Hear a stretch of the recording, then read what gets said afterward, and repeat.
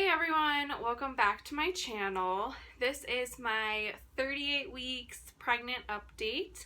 I am 9 days away from my due date, which I'm super thrilled about. We're just gonna jump right in, so go ahead and hit subscribe so you can keep up with us. And like this video while you're at it. So this week I am filming this 38 weeks and 5 days pregnant. I went to the doctor's at 38 weeks and 2 days. And I am 1 centimeter dilated. Yes. So that was super exciting to hear. It does not hurt now that I am dilated and they check for dilation because it just like, I guess, slides right in there. But yeah, and I could tell that she like felt the baby's head, which is what they're supposed to do to make sure like they're in the right position. And because when she was in there and like going to town, baby like jumped up into my ribs. Like she was like, someone touched me.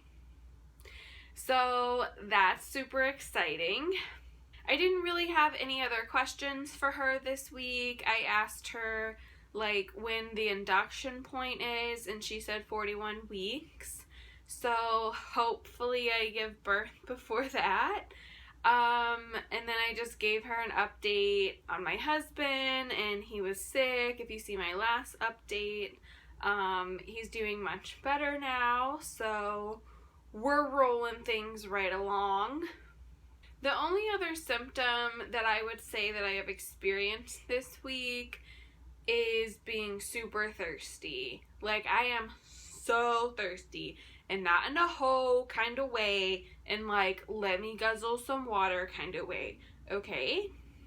Yesterday at 38 weeks and 4 days, I was getting some cereal and I thought my water had broke.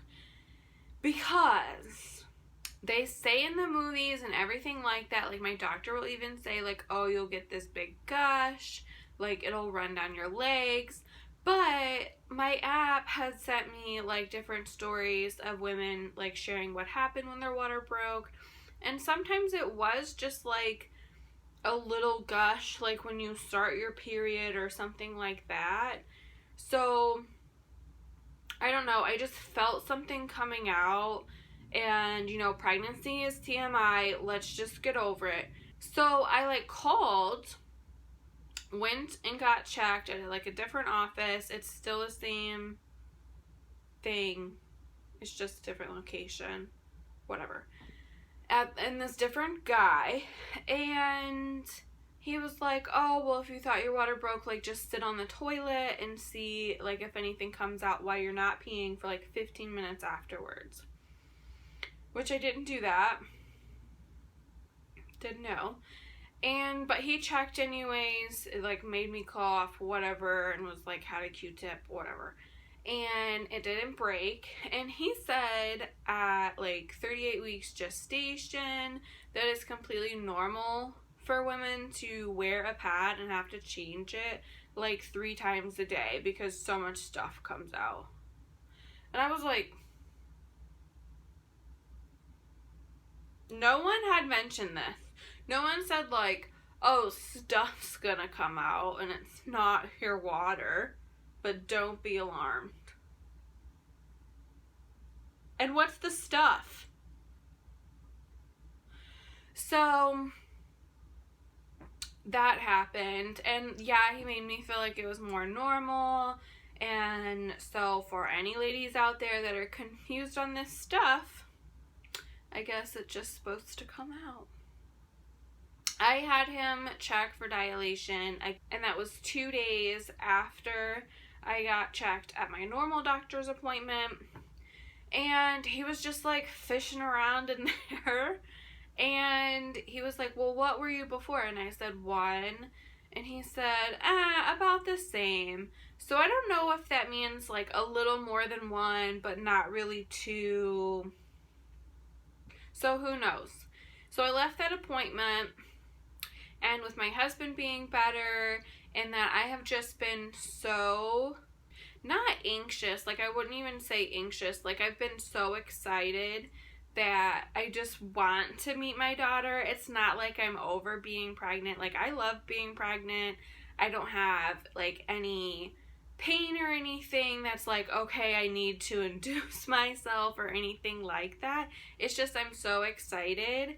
And, you know, it's normal for a first-time mom to go past due date and have to be induced, and I don't want to be induced by, you know, medically with the pills up there and like the Pitocin and everything, which I'll do that if that's where we get to, and I tried. And I'm sure it'll be fine. I would just like to help the process along if I can. So we're talking about trying to induce naturally at home.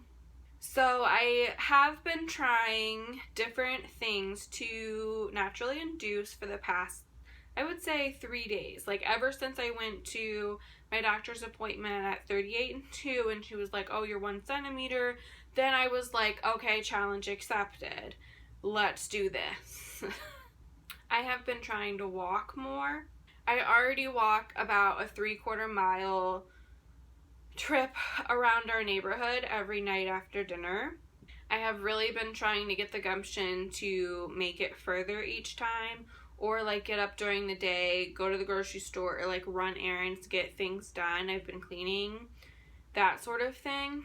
Just trying to be more active, which can help your body like naturally dilate and go into labor. Walking the stairs, it says that it helps like if you do it sideways, so I've been doing that every so often. Just like, oh, if I don't feel like getting something downstairs, like I'll just be like, okay, well, we're just gonna do it anyways because it can help us dilate, so let's just do it. So I've been doing that more.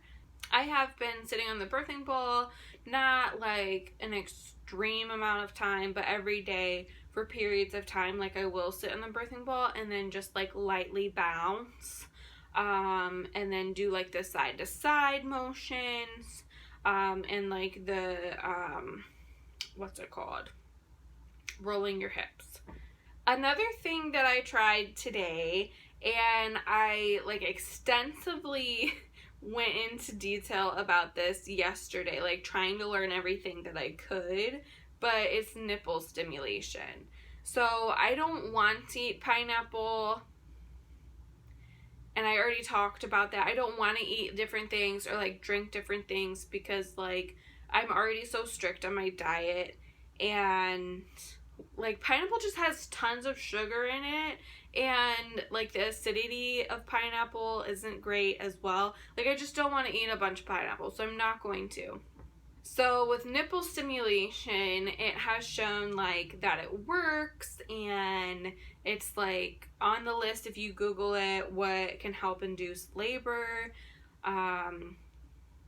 which can be like nipple stimulation purposely, like a massage or pumping, or just during sex.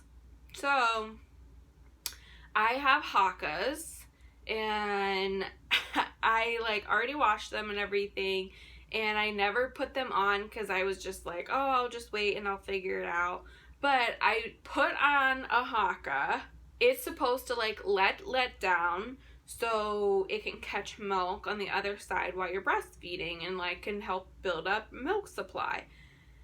So I put it on my boob, and I probably waited for like 2 minutes or so, and I started to get like this tingling happening in my nipple, and it wasn't like a good tingling or whatever. And so I like probably waited another minute, and then I was like, okay, I don't know, like it just freaked me out, and I was like, let's not do something crazy.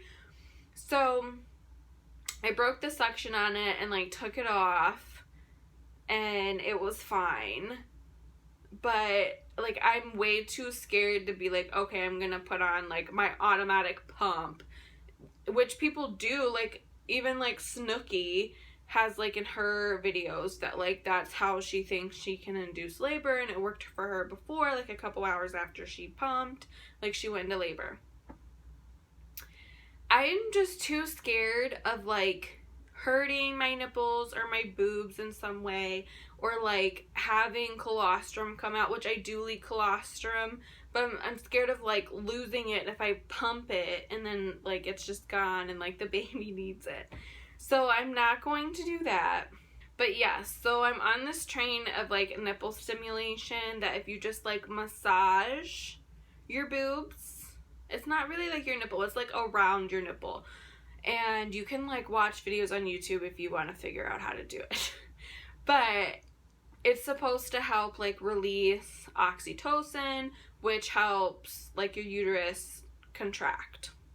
It's the same thing that gets released like during sex as well. So obviously gonna go that route too. Most of the things to help induce labor, like you do have to do them on a regimen, if you will, which is like frequent. Like it says to like do the nipple massage like every hour or so. Like I'm not about to do that. So is it going to help? Probably not. The biggest thing that probably is going to help is like being more active and just kind of trying to do that to prepare. Which, for the activity, dancing can help as well. Like bring the baby down into position and just kind of like get your body moving and that sort of thing. So I've been doing that as well. But like I said, I'm just doing these things like in moderation in my normal life. I'm not creating a regimen. I'm not going to do it religiously.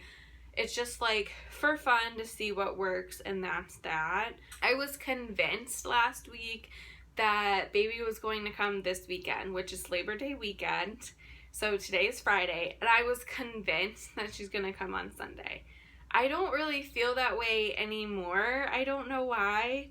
But if she does, like, I would be super freaking happy. But I just feel like, oh, I'm going to go to, like, my 39-week appointment, and I'm for sure going to ask for a membrane sweep. Like, yeah, it can be painful and different things like that. But I just want to try to do things, like I said, without the medication if I'm at 41 weeks and still pregnant.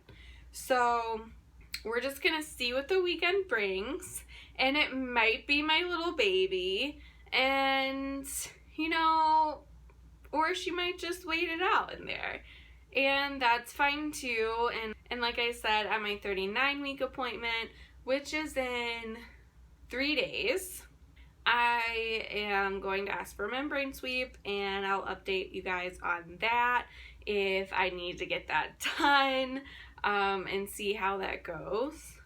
Most videos on YouTube that they've had a membrane sweep, they haven't had success from it. The success rate is about 50% within 48 hours of having it done.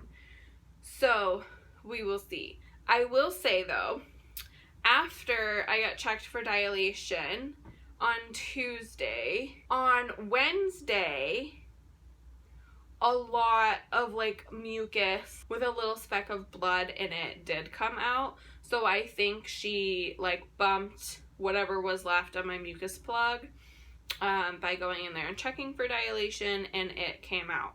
And I am 100% sure that it was a mucus plug. There's no doubt about it. So that happened this week as well. But I will keep everyone updated on what happens this weekend. I really hope that it's baby watch weekend and things, you know, start happening like contractions and that sort of thing. And she comes. Like, I'm just so excited to meet her. I'm not scared of labor. I'm just truly, truly excited.